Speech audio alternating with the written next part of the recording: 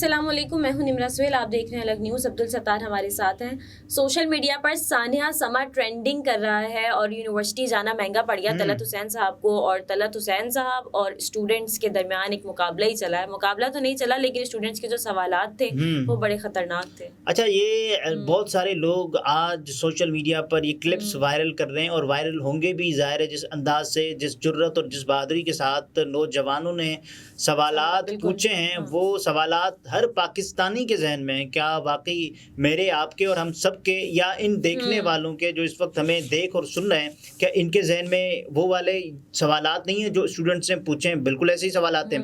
تو اس سے پہلے ہم نے دیکھا کہ انوار الحق کاکڑ صاحب کا ایک کلپ وائرل ہوا جس میں ان کو یہ کہا گیا کہ صاحب آپ اتنی لیٹ کیوں آئے؟ تو کاکڑ صاحب نے کہا دیکھیں، مجھے پتہ نہیں تھا، میرا چندہ ناراض ہو جائے گا مجھ سے اگر ایسا ہوتا، تو میں جو 30-35 منٹ میں نے اس لیے صرف کیے تاکہ میں کوئی غلط فیصلہ نہ کرتا، تو میں وہ کام نہ کرتا، میں آپ کے پاس آتا۔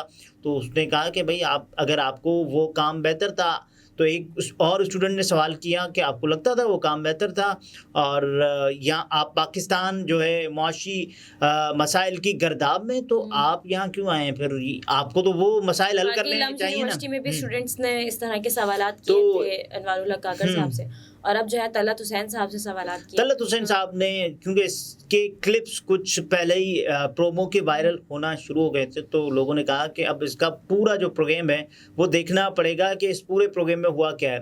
اچھا ہوا یہ کہ کیپٹل یوتھ ایکسپو رکھا گیا، اور اس میں جو مہمانان کو مدعو کیا گیا وہ کون ہوتے ہیں؟ حافظ حمداللہ صاحب ہوتے ہیں، احسن اقبال صاحب ہوتے ہیں کیپٹل یوتھ ایکسپو میں۔ اب اس سے اور کیا ہم کریں؟ تو بہت سارے اسٹوڈنٹس کے بہت سارے سوالات تھے، اور سب سے پہلے سوالات سے میرا خیال ہے شروع کرنے سے پہلے ایک بات کہ طلعت حسین صاحب نے ایک بات تو اچھی نا کہ ان تمام تر سوالات کو آن ایئر جانے دیا، اور ہو سکتا ہے ممکن ہے کوئی ایک دو سوال نہ بھی گئے ہوں، لیکن مجھے لگتا ہے کہ تقریباً تمام سوالات جو کہ صحافتی تقاضوں کے عین مطابق یا نشری تقاضوں کے عین مطابق تھے، وہ سوالات آن ایئر گئے۔ یہ طلعت صاحب کو کریڈٹ دینا چاہیے اس بات کا، اور طلبہ نے بھی بہت عزت و احترام سے جو ان کی رائے تھی، جو ان کے دماغ میں سوال تھے، کیونکہ یہ مختلف یونیورسٹیز کے طلبہ یہاں آئے ہوئے تھے اور انہوں نے سوالات کرنا شروع کیے۔ پہلا سوال جب ہوتا ہے تو یہ اس شرکت کے بارے میں ہی ہوتا ہے کہ آپ کو پتہ ہے کہ جب پاکستان کی یوتھ کے بارے میں آپ بات کر رہے ہیں، تو آپ نے جو مہمانان بلائے ہوئے ہیں وہ تو ٹھیک ہے، لیکن یوتھ کی سب سے بڑی پارٹی کون سی ہے؟ پاکستان تحریک انصاف۔ ان میں سے کوئی نمائندہ نہیں آیا، کوئی ریپریزنٹیٹو نہیں آیا۔ تو طلعت حسین صاحب نے موقع پر یہ بات کہی کہ دیکھیں، بیرسٹر گوہر صاحب کو ہم نے کہا کہ اوکے، تو انہوں نے کہا میں آ جاؤں گا۔ انہوں نے اوکے کہا تو اس کا مطلب انہوں نے کہا کہ میں راضی ہوں آنے کے لیے، تو ہو سکتا ہے وہ نہ آئیں، اور پتہ نہیں کیوں نہیں آئے۔ دیکھیے، مجھے لگتا ہے کہ یہ جن دنوں میں یہ پروگرام ریکارڈ کیا گیا ہوگا، بیرسٹر گوہر پاکستان تحریک انصاف کے نئے چیئرمین کی تعیناتی، اور یہ ضرور دیکھنا چاہیے تھا سما کو کہ اگر بیرسٹر گوہر اویلیبل نہیں ہیں تو ان کی جگہ پر، کیونکہ ریکارڈڈ پروگرام تھا، کوئی اور ریپریزنٹیٹو ہوتا تو یہ جیسچر بہت اچھا جاتا کہ سما نے تمام تر پولیٹیکل پارٹیز کے نمائندگان کو ایکول مواقع دیے، وگرنہ اب لوگ یہ بحث کرنا شروع ہو جائیں گے کہ سما، علیم خان صاحب اور عمران خان صاحب جدائی، اور اس کے بعد استحکام پاکستان، اور پھر طلبہ کے ذہن میں بھی جو سوالات پھر اس وجہ سے زیادہ آئے تو وہ میٹر کرتے۔ تو کچھ ایسے سوالات تھے کہ اگر آپ میاں محمد نواز شریف صاحب کو اقتدار دینا ہی چاہتے ہیں تو آپ پاکستان میں الیکشنز کیوں کروانا چاہتے ہیں؟ ہم ایک ایک کر کے سوالات کی جانب آتے ہیں۔ بالکل، ہر طلبہ کے پاس موقع تھا، سب نے ایک ایک کر کے سوال کیا۔ پہلا سوال یہ بھی کیا گیا کہ نواز شریف کو ہی حکومت دینی ہے تو الیکشن کا فائدہ کیا؟ ایک سوال یہ کیا گیا کہ 90 روز میں الیکشن ہونے تھے تو اب تک ہوئے کیوں نہیں ہیں؟ دیکھیے، 90 روز کی کہانی ہر کوئی کہتا ہے کہ آئین کے مطابق جب 90 روز میں انتخابات نہیں ہوئے تو وہ یہاں آئین ہے، یہاں تو ملک بے آئین ہے۔ صحیح۔ ایک سوال یہ بھی کیا گیا کہ جوان تو موجود ہے پاکستان کے لیے، کیا پاکستان بھی موجود ہے؟ یہ بہت بڑا، یہ جسے کہنا کہ بہت دلچسپ سوال تھا، اور اس کے ساتھ ساتھ ایک اور طالب علم نے اس طرز کا ایک سوال کیا۔ اس پر آنے سے پہلے جوانوں نے بہت خوف کا اظہار کیا کہ دیکھیں جن لوگوں نے پاکستان کے لیے کچھ کیا، پاکستانیوں کے لیے اپنی قربانیاں دیں اور اپنی جان کو مٹھی میں کھڑا کر کے انہوں نے جس انداز سے پاکستانیوں کے لیے عبدالقدیر خان کا نام لیا، تو ان کے ساتھ پھر ہوا کیا ہے پاکستان میں یہ ذرا دیکھ لیں. اور ابھی آپ دیکھیں کہ عمران خان صاحب کے ساتھ کیا ہو رہا ہے، جنہوں نے جو پاکستان کے ہیرو رہ چکے ہیں اور ان کے ساتھ ابھی وہ جیل میں ہیں اور ان کو اپنے گھر سے کھانا لانے کی اجازت نہیں ہے، کھانا منگوانے کی اجازت نہیں ہے خان صاحب کو. اور یہ طلبا کا سوال تھا کہ اگر ہم بھی کچھ بڑا کریں گے تو کیا ہمیں بھی یہ ڈر ہوگا کہ ہمارے ساتھ بھی آگے جا کے یہی ہو رہا ہوگا. اچھا، کچھ طلبا نے سوالات بڑے دلچسپ کیے. انہوں نے کہا کہ یہاں تمام تر جو طلبا موجود ہیں، ہم ان سے سوال کرتے ہیں کیا آپ واقعی یہ چاہتے ہیں کہ آپ پاکستان میں ہوں گے، اپنی ایجوکیشن مکمل کرنے کے بعد کہیں آپ باہر تو نہیں چلے جائیں گے؟ تو تقریباً ہال میں موجود 90% طلباء کے ہاتھ فضا میں بلند تھے اور انہوں نے کہا کہ ہم پاکستان سے باہر چلے جائیں گے اپنی ایجوکیشن مکمل کرنے کے بعد.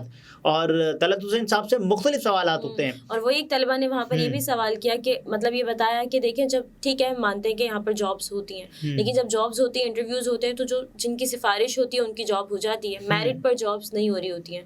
تو آج کے دور میں یعنی اس وقت کرنٹ سچویشن میں 60 to 65% جو یوتھ ہے وہ باہر جانا چاہتی ہے. اور ایک اور سوال کیا گیا کہ آپ یہ تو بتائیں، آپ یہ تو کہہ رہے ہیں کہ ہم پاکستان کو سرو کریں اور ہم نے جو تعلیم حاصل کر رکھی ہے اس کے مطابق ٹیکنالوجی پاکستان میں تو ہے ہی نہیں، ہم اپنی اسکلز کو کیسے یہاں پر اپلائی کریں گے؟ کیا ہم خالی ہوا میں اسکلز چھوڑیں گے اور ان اسکلز سے پاکستان کی خدمت ہو جائے گی؟ یہ تو نہیں ہونے لگا.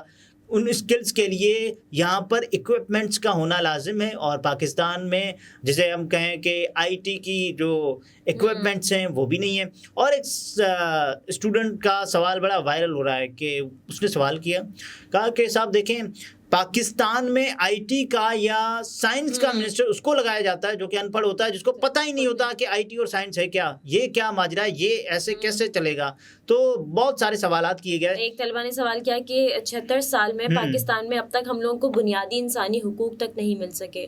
اور ایک نے یہ بھی سوال کیا کہ پاکستان کا آئین ہمیں فریڈم آف اسپیچ کی یعنی رائٹ دیتا ہے، لیکن ہم دیکھتے ہیں کہ صحافی بھی اپنی بات نہیں کر سکتے اس وقت جو دور ہے. عمران ریاض خان صاحب کے ساتھ کیا ہوا؟ ارشد شریف صاحب جب ملک سے جن حالات میں گئے اور گھیرا تنگ تھا، ان کے خلاف کیسز تھے، 26 مقدمات تھے بغاوت کے ارشد شریف شہید پر، تو جن حالات میں ان کو پاکستان سے جانا پڑا، اور لوگوں کے سامنے آپ نام لے سکتے ہیں کہ جس نے جو کردار اس وقت ادا کیا. متی اللہ جان صاحب کا جو کردار تھا اس وقت ارشد شریف کو انہوں نے فرار لکھا تھا. یہ وہی ارشد شریف شہید تھے جنہوں نے اپنے پروگرام میں متی اللہ جان صاحب کے بارے میں جب ان کو اٹھایا گیا تھا سب سے زیادہ تنقید کی تھی پاکستان تحریک انصاف کی اس وقت حکومت پر. تو یہ آپ کیسے کہہ سکتے ہیں کہ جو صحافی برادری ہے ہماری وہ بھی ارشد شریف شہید کے ساتھ مکمل طور پر نہیں، لیکن ظاہر ہے کچھ صحافی تو اس وقت بھی، بلکہ اکثر صحافی اس وقت بھی زیر عتاب تھے. ملک کے بہت بڑے نام، بہت بڑے اینکرز پاکستان سے جانے پر مجبور کیوں ہوئے؟ آپ دیکھیں آفتاب اقبال پاکستان میں نہیں ہے، صابر شاکر پاکستان میں نہیں ہے، معید پیرزادہ پاکستان میں نہیں ہے. تو یہ والے، اور ایک اسٹوڈنٹ نے بہت اچھا سوال کیا کہ دیکھیں ہمارے جو بھی ایشوز ہوتے ہیں، جو بنیادی ترین ایشوز ہوتے ہیں، ان کو میڈیا کوریج نہیں دیتا، لیکن لاہور میں ایک اداکارہ کا کتا گم ہو جاتا ہے تو میڈیا اس کو کوریج دیتا ہے اور 3 دن تک وہ خبر سرخیوں میں ہوتی ہے اور میڈیا اس کو بھرپور کوریج دیتا ہے اور بار بار اس کی اپڈیٹس آتی ہیں اور نمائندہ بھیجا جاتا ہے ایز لائیو کرنے کے لیے، اور اس کے بعد پھر بیپر لیا جاتا ہے اس سے. کیا پاکستان میں کسی اداکارہ کے کتے گم ہونے کے علاوہ بہت بڑی خبریں نہیں ہیں؟ بہت بڑی خبریں ہیں. اتنے لوگ جو ہے وہ گمشدہ ہوئے، لاپتہ ہوئے، ان کی خبریں تک. تو انہوں نے یہ سوال کیا نا اپنے سوال کو کہ جو وزیرستان ہے یا پھر جو بلوچستان کے مختلف علاقوں سے جو گمشدہ افراد ہیں ان کا کیوں نہیں پتہ لگایا جاتا کہ وہ کس حال میں اور کہاں ہیں؟ اور ایک اور اسٹوڈنٹ نے بھی سوال کیا کہ کیا 2024 میں بھی جو الیکشن کا رزلٹ ہوگا وہ فری اینڈ فیئر ہوگا؟ دیکھیے بہت سارے، دیکھیں یہ وہ سوچ ہے نا جو بڑوں سے چھوٹوں کی جانب ٹرکل ڈاؤن ہو رہی ہے، اور ان کو یہ لگتا ہے کہ اب واقعی جو انتخابات ہوں گے وہ جن انداز سے جن پیمانوں سے گزار کر ان انتخابات کو انتخابات کا رنگ دیا جا رہا ہے نا، مثال کے طور پر نواز شریف صاحب کو یاد، پھر باقی یہ رہ گیا ہے کہ ان کو بٹھا دیا جائے کہ صاحب انتخابات نہیں کرواتے، آپ بیٹھ جائیں، یہ والا کام رہ گیا ہے۔ باقی سب تو کام ہو گئے نا۔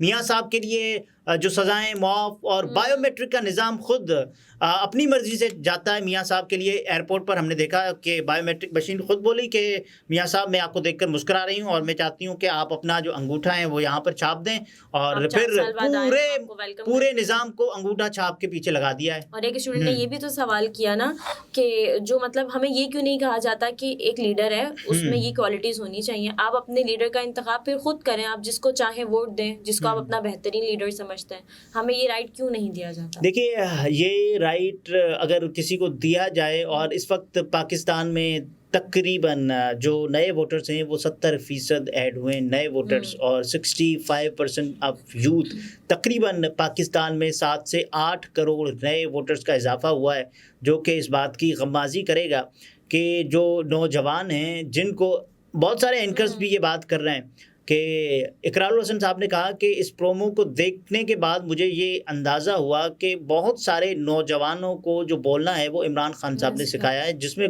کوئی دوسری رائے نہیں ہے، اور یہ بات سب کے سامنے ہے۔ صحیح۔ ناظرین، گفتگو آپ نے ملاحظہ فرمائی، عبدالستار ہمارے ساتھ تھے، اجازت دیجیے، اللہ حافظ۔